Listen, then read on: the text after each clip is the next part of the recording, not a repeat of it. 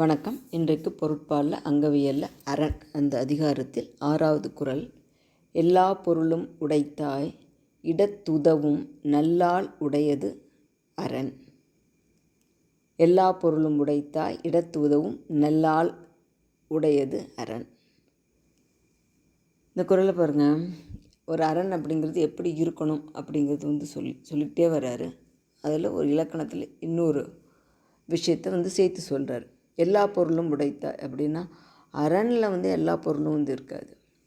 இந்த அரண்குள்ளே இருக்காங்க இல்லையா மக்கள், அந்த மக்களுக்கு ஒரு முற்றுகை அப்படின்ற சமயத்தில் அவங்களுக்கு தேவையான எல்லா பொருளும் அந்த அரண்குள்ளே அந்த கோட்டைக்குள்ளே அவங்களுக்கு கிடைக்கணும்.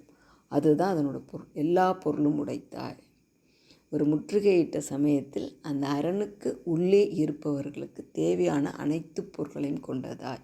இடத்து உதவும் நல்லாள் அப்படிங்கிறது நல்ல ஆள் அப்படின்னு பிரிக்கணும்.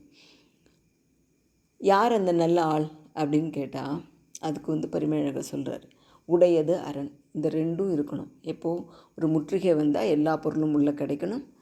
அந்த இடத்துல உதவி செய்யறதுக்குரிய நல்ல ஆட்கள் இருக்கணும்.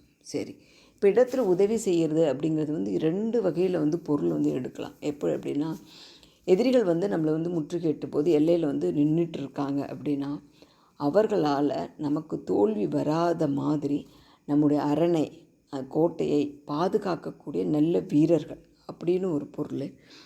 இன்னொன்று என்னென்னா, இந்த போர் வீரர்கள் நின்று போர் புரிஞ்சிட்ருக்காங்க இல்லையா, அப்போது நம்ம நாட்டை சேர்ந்த போர் வீரர்கள் சிலருக்கு அடிபட்டு அந்த மாதிரிலாம் கீழே விழும்போது அவர்களை எடுத்துகிட்டு அவங்களுக்கு முதலுதவி செய்கிறதுக்கு அந்த மாதிரி செய்கிறதுக்கு ஆட்கள் வேணும் இல்லையா. அவர்களுக்கு இன்னமும் வீரம் வேணும். போரில் சண்டை போடுறவங்களுக்கு எவ்வளோ வீரம் இருக்கோ அதே வீரமும் துணிவும் ஆற்றலும் உடல் பலமும் இவங்களுக்கு இருக்கணும்.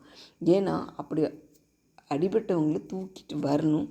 அது போகிற இடம் இப்படி சாதாரண இடம் ஒன்றும் இல்லை. போர்க்களம் எந்த இடத்துல பார்த்தாலும் சண்டையும் சச்சரவும், அது இல்லாமல் இந்த மாதிரி மக்களோட பரிதாபமான குரலும் இப்படி கேட்டிருக்கும். அதை எல்லாத்தையும் தாண்டி இந்த விஷயங்களை பண்ணுறதுக்கு ஒரு அசாத்தியமான மன தைரியம் வேணும்.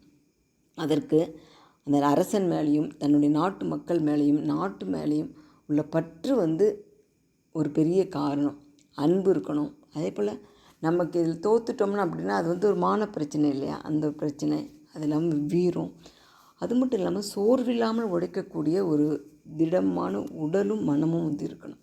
இப்படிப்பட்ட ஆட்கள் இருந்தாங்க அப்படின்னா அந்த அரண் யாரும் ஒன்றும் பண்ண முடியாது அப்படின்னு சொல்கிறார். ஆக ஒரு அரண் அப்படின்றதுக்கு 2 இலக்கணங்கள் இங்கே இன்னும் கொடுக்குறாரு. ஒன்று, முற்றுகையின் போது எல்லா பொருட்களும் அந்த அரண்குள்ளே கிடைக்கணும். இன்னொன்று அந்த முற்றுகையின் போது அந்த அரணை பாதுகாக்கக்கூடிய நல்ல வீரர்கள், எல்லா விதத்துலேயும் போர் புரியறதுக்கும் சரி, போரில் அடிபட்ட வீரர்களை பாதுகாக்கிறது, அந்த மாதிரி எல்லாத்துக்கும் போர் செய்யக்கூடிய வீரர்களையும் இருந்தாங்கன்னா அந்த அரணை யாராலும் முறியடிக்கவும் முடியாது, முற்றுகையிட்டு வெல்லவும் முடியாது அப்படின்னு சொல்கிறார். சரிங்களா? நாளை அடுத்த குறள். நன்றி, வணக்கம்.